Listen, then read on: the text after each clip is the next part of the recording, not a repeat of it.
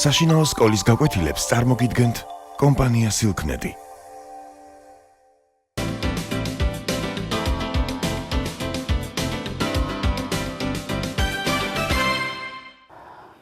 მოგესალმებით. ჩვენი საუბრის ჩვენ უნდა ვისაუბროთ კონსტანტინე გამსახურდიას რომანის დიდოსტატის მარჯვენას გმირზე, გიორგი პირველზე. მოგეხსენებათ, რომ დღემდე მეცნიერებაში გარკვეული დავა იმის თაობაზე, რომ ვინ არის ამ ნაწარმოების, ამ რომანის მთავარი გმირი. გარკვეულწილად ეს პრობლემა, ეს დილემა მეცნიერებაში გააჩინა თვითონ კონსტანტინე გამსახურდიას შენიშვნამ, რომელიც მეორე გამოცემის ბოლო თქმაში იყო დართული. მან თითქოს მკითხველის ყურადღება მიმართა კონსტანტინე არსაკიძისადმი. მკითხველს ყურადღება მიაქცევინა იმაზე, რომ რომანს დიდოსტატის მარჯვენა ერქვა და დიდოსტატის კონსტანტინეს მარჯვენა, თუ უფრო ზუსტად ვიტყვით ამ რომანის სახელს, სათაურს და მიანიშნა მკითხველს, რომ მთავარი მოქმედი გმირი აქ არის კონსტანტინე არსაკიძე და მთავარი თემა და მთავარი საქებარი საგანი ამ რომანის არის თითქოს შრომაში გამოჩენილი გმირობა. ჩვენ არ ვაკნინებთ, რა თქმა უნდა, კონსტანტინე არსაკიძის მისიას ამ რომანში და მით უმეტეს არ ვაკნინებთ მშრომელი ადამიანის ღვაწლს და ხელოვანი ადამიანის ღვაწლს, მაგრამ რატომღაც ვინც რომანს გულდასმით კითხულობს, ბუნებრივად მოეჩვენება, რომ ამ რომანში წამყვანი ფიგურა არის სწორედ გიორგი პირველი. მას რომანის პროლოგში ექვთიმე როგორც მიჩქმალულ გმირს ისე იხსენებს, რომლის წინ წამოწევა აუცილებელია და თუ იმ ეპოქას გავითვალისწინებთ, როცა ეს რომანი დაიწერა, მოგეხსენებათ იმ დროს სწორედ ეროვნული გმირი და ეროვნული გმირობა იყო მიჩქმალული და ეროვნული გმირები, რომლებიც საკუთარი ერის, საკუთარი ხალხის თავისუფლებისთვის იბრძოდნენ, ისინი ან დასჯილნი იყვნენ, ან ფიზიკურად უკვე განადგურებულნი იყვნენ, ან მორალურად გატეხილნი და ისინი იძულებულნი იყვნენ დალოდებოდნენ დროს, როცა უფრო შესაფერისი ვითარება იქნებოდა თავიანთი ეროვნული სულისკვეთების გამოსახატად. აი ამ ჩაწიხლული სულის, ჩაკლული სულის რაღაცნაირად გამოვლინება და გამომჟღავნება ერთგვარ მისიად იტვირთა კონსტანტინე გამსახურდიამ და ამიტომ მისი მიჩქმალული გმირი ამ რომანში არის სწორედ გიორგი პირველი, როგორც ეროვნული გმირი. და გმირი არა მხოლოდ მე-11 საუკუნისა, არამედ გმირი მე-20 საუკუნისა. ეს არის იდეალი, რომლისკენაც გეზი უნდა აიღოს მე-20 საუკუნის ქართველმა საზოგადოებამ, ქართველმა ახალგაზრდობამ. დავუკვირდეთ ჩვენ ამ პერსონაჟს, ის ტრაგიკული პერსონაჟია მოგეხსენებათ, მაგრამ მანამ უშუალოდ მის სახეზე, მხატვრულ სახეზე ვისაუბრებდეთ, მანამდე მინდა გაგახსენოთ მე თქვენ ამ სახის, გიორგი პირველი სახის ერთგვარი ლიტერატურული პროტოტიპი, ლიტერატურული პარადიგმა, წინარე სახე, ეს გახლავთ გრიგოლ ხანძთელის ცხოვრებიდან მეფე აშოტ კურაპალატი. ალბათ ყველას გემახსოვრებათ აშოტ კურაპალატის უიღბლო სიყვარულის ისტორია.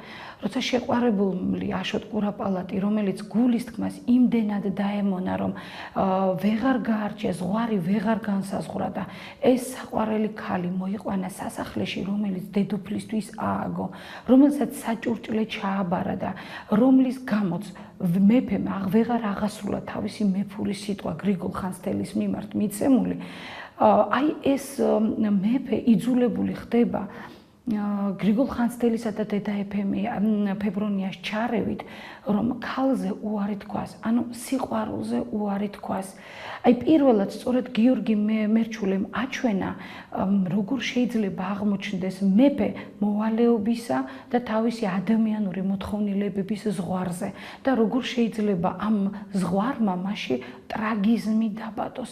იმიტომ რომ აშოტ კურაპალატი, რომელიც ამბობს ნეტარ მას კაცსა, ვინ არ ღარა ცოცხალ არსო, გასაგებია რაღაც გარკვეული რელიგიურ თუ ეკლესიური კონიუნქტურა, რომ გიორგი მერჩულეს პოზიცია, როგორც სასულიერო პირისა, რომ მეფემ ეს სირცხვილისაგან თქვა, რომელიც ამხილეს ტყუილში, მრუშობაში, ამხილეს რაღაცნაირად ღალატში, ოჯახის ღალატში, ესე იგი თითქოს შერცხვენილი მეფე ნატრობს აქ სიკვდილს, მაგრამ ხომ დამეთანხმებით, რომ ამ სიტყვებს ასდის სურნელი, სიყვარულ დაკარგული კაცისაგან სიკვდილის მონატრებისა. ესე იგი, მეფე აშოტ კურაპალატს თითქოს სიცოცხლე მოსძულდა ამ წუთში, იმიტომ რომ იმ თავის ძვირფას არსებას კარგავდა.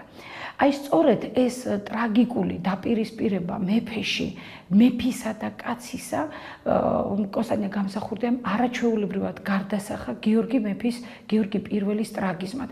თუ გიორგი მერჩულეს ჰაგიოგრაფიული ჟანრი არ აძლევდა იმის შესაძლებლობას, რომ ეს საკითხი გადაეწყვეტა ჩვეულებრივი ადამიანური კუთხით და ეჩვენებინა მეფის აი სწორედ შინაგანი ბუნება, შინაგანი ვნებები, განცდები, მისი წუხილი, მისი ბრძოლა საკუთარ თავთან, ესე იგი ამის შესაძლებლობა უკვე ჰქონდა კონსტანტინე გამსახურდიას. ამიტომ გიორგი პირველის სახეში თუ კი რამე ორიგინალურია და ახალია და ადამიანს და მკითხველს რაღაცნაირად იზიდავს თავისკენ და გიორგი პირველს მთელი სიცოცხლის განმავლობაში როგორც მეფეს და როგორც რაღაც ადამიანს, რომელსაც თანაუგრძნობს ესე ამახსოვრებინებს, ეს უსათუოდ არის სწორედ კონსტანტინე გამსახურდიას დამსახურება.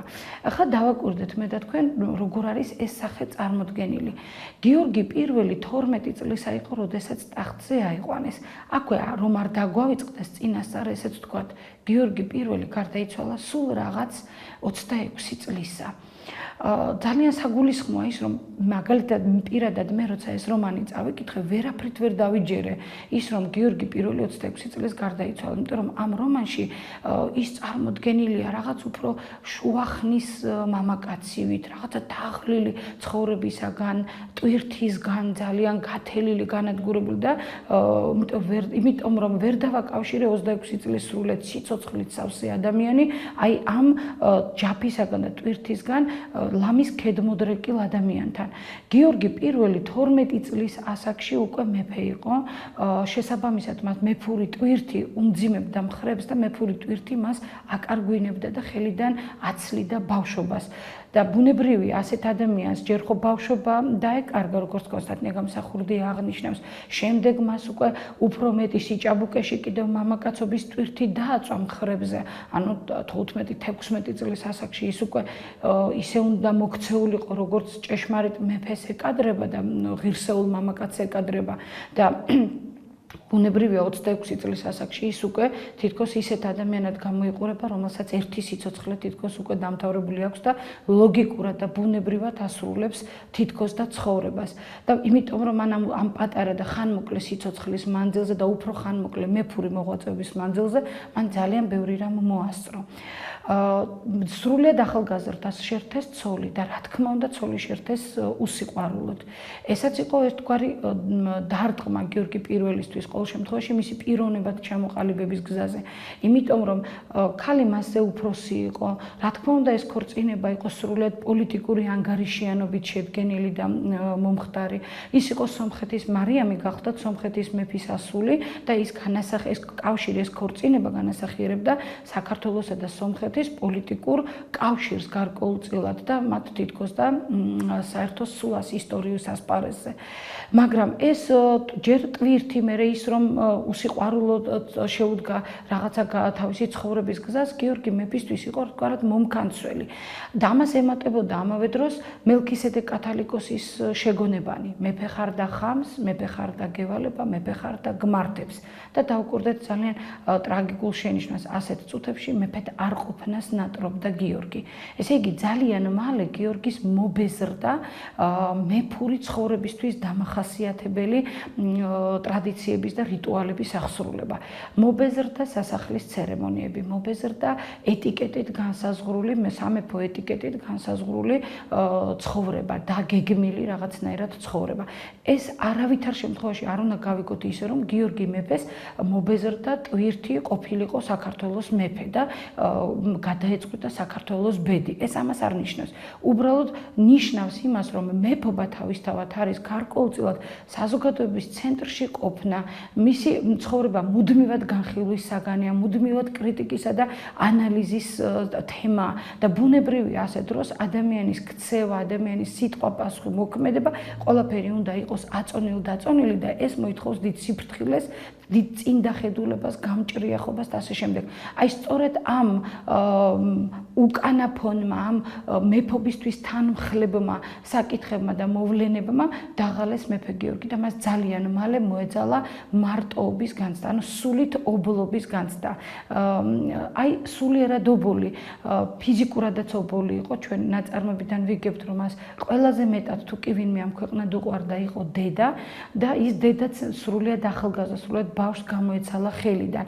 უდედოდ დარჩენილი, შემდეგ მეფური ტვირთის პირისპირ მდგარი, სულიერად მარტომყოფი ადამიანი, რომელსაც გვერდით თუნდაც მეუღლის სახით არ ჰყავდა რაღაც ერთგული მეგობარი და მუდმივად პოლიტიკური და სასახლისეული ინტრიგების წიაღში მოქცეული გიორგი მეფე ხშირად არის ხოლმე, რომ აი მონატრებული ჩვეულებრივ ადამიანურ ყოფას განსაკუთრებით წელიწადში მაინც ორჯერ მკვირალობის ჟამს, ირმების მკვირალობის ჟამს და წეროთა გადაფრენისას გადაიცვამდა ხოლმე გლახურ სამოსელს, აიყოლებდა თავის ბავშვობის დროინდელ მეგობრებს და საფურცლისა თუ მუხრანისის ტყეებში სანადიროდ მიდიოდა. ამ დროს ის სახელად ირქმევდა გლახუნა ავშანისძეს. ძალიან საინტერესო სახელი და გვარი არის შერჩეული, როგორ გითხრათ, ფსევდონიმად თუ მეტსახელად წარმოვიდგინოთ. თავდაპირველად მოდით მივაქციოთ ყურადღება იმას, რომ გიორგი პირველს, რომელსაც ალბათ ისედაც შეეძლო სასახლეში გაემართა რაღაც ორგიები და ბოჰემური ცხოვრების გარემო შეიქმნა. ჩვენ ვიცით, რომ უძველეს საუკუნეებში თუ შუა საუკუნეებში უამრავი სახელმწიფოს მეფე და ძლიერნი ამა ქვეყნისანი ყველანაირად ცდილობდნენ თავისი ძალაუფლების გამოყენებას თავისი ადამიანური მოთხოვნილებების დასაკმაყოფილებლად. ესე იგი, ბუნებრივია აი ამ თავაშვებულობას, რაშიც მრავალი მეფე შემჩნეულია და მრავლის ცხოვრება სწორედ ამ კუთხითაც არის აღწერილი. გიორგი პირველი ამ თავაშვებულობის ნებას საკუთარ თავს და საკუთარ მეფობას არ აკადრებს და არ აძლევს ამის ნებას საკუთარ თავს. ამიტომ არის, რომ ის სასახლეში კი არ აწყობს რაღაცა ბოჰემურ გარემოს და იქ კი არ ტკბება ცხოვრებით და იქ კი არ ცდილობს მარტოობა ჩაიხშოს საკუთარ სულში, არამედ გლახურად გადაცმული, გლეხურად გადაცმული უბრალო მონადირესავით მიდის ტყეში და აქ არის არაჩვეულებრივი უშუალობით ნათქვა ამ ფრაზა, როცა მეგობრები ესე სანადიროდ გავლენ, ერთ დღესაც დადგება გიორგი მეფის ჯერი, რომ მან უნდა მოამზადოს სადილი და რა არაჩვეულებრივად ეუბნება თავისი ერთ-ერთი მეგობარი ქიტესა. გაიქე გლახუნავ, დღეს შენი ჯერია, ბატი ჩამოაგდე და სადილი გაგვიკეთე. ის ეუბნება თითქოს მის წინაშე მეფე არ იყოს. ესე იგი, სრულიად პირობითი გარემოა შექმნილი, სრულიად წაშლილია ამ დროს მათში ზღვარი, სოციალური ზღვარი, რომ ერთი მეფეა და სხვანი გლეხები არიან თუ უბრალო მონადირენი და უბრალო ადამიანები არიან, გიორგიც მათ შორის ერთ-ერთი ჩვეულებრივი უბრალოთაგანია. ადამიანი, რომელიც ბედნიერია, იმიტომ რომ აიღებს ირმის ცურს და არ გონია რომ ის მოწამლულია, შესვამს ღვინოს და არ გონია რომ აი ის ვიღაცას მისი სიკვდილი გადაუწყვეტია. ანუ ამ წუთებში გიორგი მეფე სიცოცხლით ტკბება. აი ეს არის უკვე გამოჩნდა გიორგი მეფეში ეს შტრიხი. გიორგი მეფის ბუნებრივი მოთხოვნილება არის სიცოცხლით ტკბობა. დაუკვირდეთ, არა ბოჰემა ბავშვებო, არამედ სიცოცხლით ტკბობა. გიორგი მეფეს უნდა რომ აი ამ ცხოვრებისაგან შემოთავაზებული უბრალო სიამოვნებებით, აი უბრალოდ ნდობით, სიმშვიდით, სიყვარულით, მეგობრებით გარემოცული იყოს და მას ეს წართმეული აქვს. ესე იგი, აქ უკვე ჩანს არა მარტო გიორგი მეფის ტრაგიზმი, არამედ ზოგადად მეფის ტრაგიზმი. იმიტომ რომ მეფეს ეს უფლებები, ეს ადამიანური უფლებები, როცა ის მეფე ხდება, ერთმევა. და აი გიორგი მეფესაც ეს უფლებები ჩამორთმეული აქვს, მაგრამ მას აქვს დაუოკებელი ლტოლვა სწორედ აი ამ სიცოცხლით ტკბობისაკენ. ამიტომ აი ამ სიცოცხლით ტკბობის ერთ-ერთი გამოვლინება გახლავთ სიყვარული და ადამიანის კმაყოფილება იმით, რომ მას უყვარს და ისიც საყვარელი არსება ვინმესთვის. აი დავაკორდეთ, აქ აშკარად იკითხება ეს ნიუანსიც, რომ გიორგი პირველს არ აკალდა ირგვლივ თაყვანისმცემელ ქალთა გარემოცვა. მით უმეტეს აი მოგეხსენებათ იმ თავში აღწერილი, როდესაც მელქისედეკ კათალიკოსსაც და მარიამ დედოფალსაც სასახლიდან შორს გაიგულებენ ქართველ ქართველ ფეოდალთა ქალბატონები თავს მოიყრიან მეფის ირგვლივ სასახლეში და ყველანაირი გზებით, ყველანაირი დაშვებული თუ დაუშვებელი გზებით ცდილობენ, რომ როგორმე ჩაანაცვლონ დედოფალი მეფის გვერდით, თვითონ დაიკავონ მისი ადგილი. ზოგს მწარე და ცუდი წარსული აქვს და ზოგს ალბათ ცუდი მომავალი, ყოველ შემთხვევაში ისინი ამაზე თანახმანი არიან, მაგრამ გიორგი მეფეს, რომელსაც შეეძლო ნებისმიერ ქალბატონთან გართობა და ერთობოდა კიდევაც, აი ნამდვილი და ჭეშმარიტი სიყვარული არ განუცდია, განიცადა ის მხოლოდ შორენას მიმართ. თავისი მეტოქის, მოიამბოხე ფეოდალის თალაგვა კოლონკელიძის ასulis მიმართ. აი აქ გამოჩნდა და შორენასადმი სიყვარულში გამოჩნდა გიორგი პირველის კიდევ ერთხელ ტოლვა სიცოცხლისადმი და ნამდვილი ჭეშმარიტი ცხოვრებისადმი. მას შორენას მიმართ აქვს სრულიად ჯანსაღი დამოკიდებულება. მასთან ერთად უნდა ცხოვრება გაატაროს ბოლომდე, მაგრამ ამისი საშუალება თავისი მეფობის გამო და ქვეყნის ცხოვრების გამო არ ეძლევა. ის ძალიან ფრთხილად ცდილობს ამ ურთიერთობის აწყობას შორენასთან, მაგრამ და გაიხსენეთ ყველაზე მნიშვნელოვანი წუთები, როდესაც ის მეფე დგას სიყვარულის მთხოვნელი შორენას მიმართ და ძალიან ისეთ ტრაგიკულ კითხვას უსვამს, არავინ არ იცის, ვინ არის ჩვენ შორის ყმა.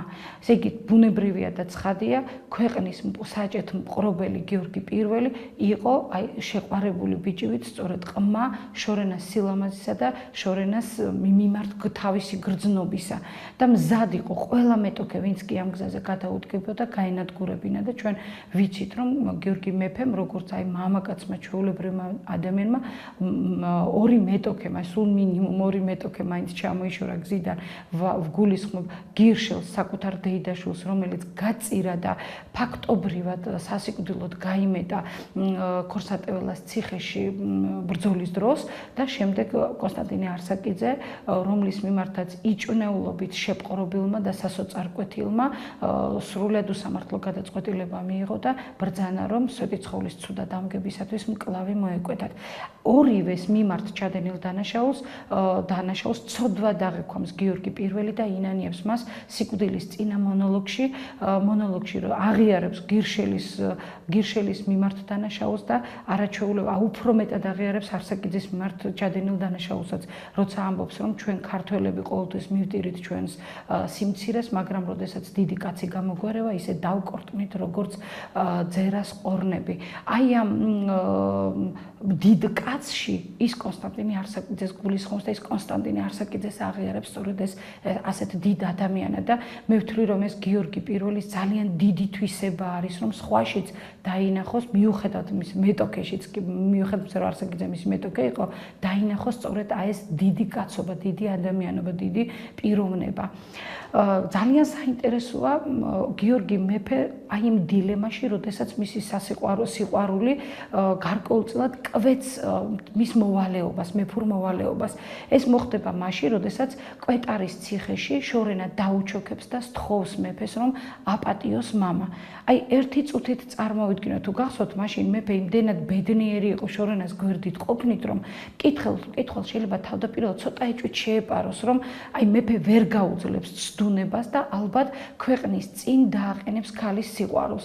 ვერ გაუძლებს ცდუნებას და ალბათ თალაგვა კოლონკელიძეს უკვე მეორედაც აპატიებს საქართველოს წინააღმდეგ წამოწყებულ ამბოხს.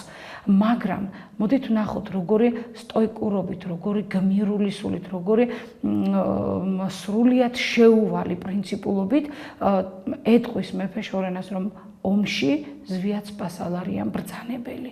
ესე იგი, ის განზე გადგა და ასპარეზი მისცა ზვიად სპასალარს, მისცა მას საშუალება დაესაჯა განდგომილი ფეოდალი თალაგვა კოლონკელიძე. არა და საკმარისი იყო ეპატიებინა თალაგვა კოლონკელიძისთვის ეს ამბოხი, რომ შორენა როგორც გინდათ გამიგეთ, ყველანაირად ვალდებული იქნებოდა, რომ მეფის ნებისმიერი ნებასურვილი აესრულებინა. ესე იგი, ეს იყო შორენას მოპოვების ყველაზე იოლი გზა მეფისთვის და მეფემ ამაზე უარი თქვა და გენიალურია, როდესაც მეფე მოვალეობას და ქვეყნისადმი ინტერესს, თავის მოვალეობის გრძნობას და ქვეყნის ინტერესებს აყენებს თავის პიროვნულ ადამიანურ ინტერესებზე, მაგრამ აი სწორედ ამით არის საკუთარ თავზე გამარჯვებული, საკუთარ გრძნობებზე გამარჯვებული და ამაღლებული პიროვნება და ალბათ იმიტომ არის, რომ ის ჩვენში ეს ასეთ დიდ აღფრთოვანებას იწვევს.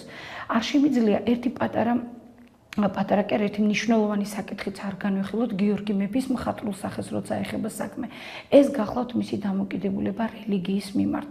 ნუ აშკარა არის ნაწარმოებში ისეთი ეპიზოდები, როდესაც ხას უსვამს ავტორი გიორგი მეფეს ისეთი კვეთრად ჩამოყალიბებული რელიგიური, წყობრი რელიგიური სოფხედველობა არ აქვს. თითქოს ის არ არის კარგი ქრისტიანი. მას ისე ექცევიან კათალიკოსი იქნება თუ ეზოსმოძღვარი ამბროსი, როგორც მკრეხელს, როგორც ერეტიკოს, როგორც ქრისტიანობის შეურაცხყოფელ მეფეს. არა და აშკარად ერთ მნიშვნელოვანია ეს დამოკიდებულება და რატომ? ის მეფეა და არ არის კათალიკოსი და არ არის სასულიერო პირი. კათალიკოსი თქვენ დაინახეთ, პროსტორად დაინახავთ, როცა კარგად დადაკვირვებით წაიკითხავთ, კათალიკოსი ამ ბრმად მორწმუნეობის გამო ბასილი კეისარს ლამის ღმერთის თანატოლად რაცხავდა და ბიზანტიის იმპერიაში საქართველოს მტერს ვერ ხედავდა, ასევე იქცეოდა მარიამ დედოფალიც. ესე იგი, მეფეც ასეთი ბრმად მორწმუნე რომ ყოფილიყო, ანუ ფანატიკურად მორწმუნე და რეალობა რომ არ აღექვა მეფეს, მაშინ ქვეყანა ზუსტად ისევე დაიქცეოდა და მეფის გარეშე დარჩებოდა, როგორც დარჩა სომხეთი. როდესაც სომხეთის მეფემ სერაქენი ქერიმა, აი ზუსტად ამგვარი ბრმად მორწმუნეობის გამო თავისი სახელმწიფოს მმართველობა საკუთარი ნებით გადააბარა ბიზანტიის იმპერიას და ბასილი მეორეს. ესე იგი, ამას გიორგი მეფე რომ არ ჩადის და ის ქვეყნის სათავეშია, ხოლო ქვეყანა ასე თუ ისე მაინც თავისუფალი და დამოუკიდებელია და თავის ბედს თვითონ განაგებს, ამაში ყველაფერში არის მეფის სწორედ საღი, ჯანსაღი დამოკიდებულება ბიზანტიის იმპერიის მიმართ. მას აქვს იმ დოზით ქრისტიანულ რწმენა, რაც მეფეს აუცილებლად სჭირდება. ის ქრისტიანობა მისთვის არის სახელმწიფო პოლიტიკა, სახელმწიფო იდეოლოგიის საყრდენი და კულტურული თავისუფლების რაღაც გარკვეულწილად საფუძველი. გარკვეულწილად კი არა, კულტურული ცხოვრების საფუძველთა საფუძველი ქრისტიანობა. ამიტომ, ესე იგი, მეფის ეს დამოკიდებულება არის ჯანსაღი, არის სრულიად ნორმალური და გაწონასწორებული და ქვეყნის თავისუფლების გარანტიც. მაგრამ დავუკვირდეთ ერთ რამეს, აი აქ ჩანს მთელ ნაწარმოებს წითელ ზოლად გაზდევს, ლაიტმოტივად გაზდევს, აი ნადირობის სცენიდან დაწყებული გიორგი მეფის სიკვდილის ეპიზოდამდის, ბოლო ეპიზოდამდის ოლთისის გადამწვარი ეკლესიის ხილვა. მოგეხსენებათ, გიორგი პირველ მწერალმა შემოგთავაზა ეს ნუანსი, რომ როდესაც ქართველთა ჯარი უკან იხევდა, მათ მოუწიათ ოლთისის ეკლესიის გადაწვა. არის მეორე ვარაუდიც, რომ ესე იგი მეორეგან გამოთქმული მოსაზრება, რომ კი არ გადაწვა ქართველთა ჯარმა ოლთისის ეკლესია, არამედ გადამწვარი ეკლესიისთვის ცეცხლის ჩასაქრობად მეფემ ვერ გაიმეტა მეომრები, არ დატოვა მეომრები იქ და ფაქტობრივად ტაძარი ხანძრისგან არ იხსნა.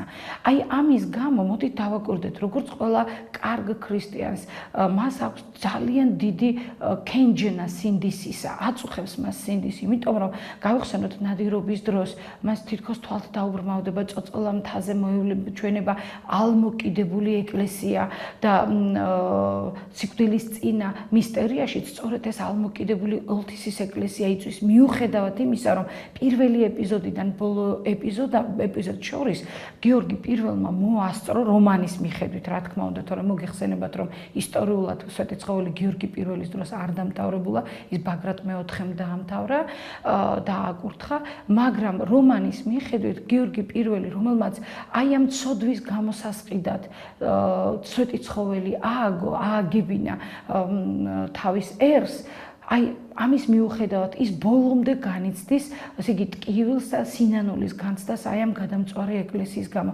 მე ასე მგონია, რომ მის აი რელიგიურ ხედვას, მის მორწმუნეობას, მის ქრისტიანობას ეს დამოკიდებულება ძალიან კარგად ამჟღავნებს და ძალიან კარგად აჩვენებს.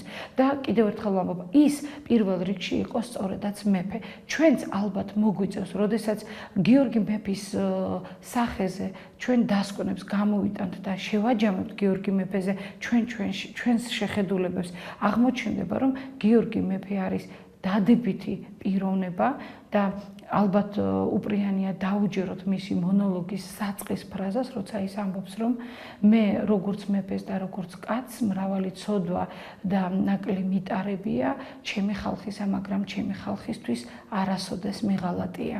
აი მთელი მისი ღირსება, მთელი მისი დამსახურება ის არის, რომ თავისი ხანმოკლე სიცოცხლის მანძილზე მას თავისი ხალხისთვის და თავისი ქვეყნისთვის არ უღალატია, ის ზრუნავდა და ცდილობდა თავისი ქვეყანა გაეყვანა როგორ გითხრათ თავისუფლების ასპარეზზე და დაბრუნებოდა ხალხი საკუთარ თავს, საკუთარ ვინაობას და საკუთარი ცხოვრების გეზს. გმადლობთ ყურადღებისათვის.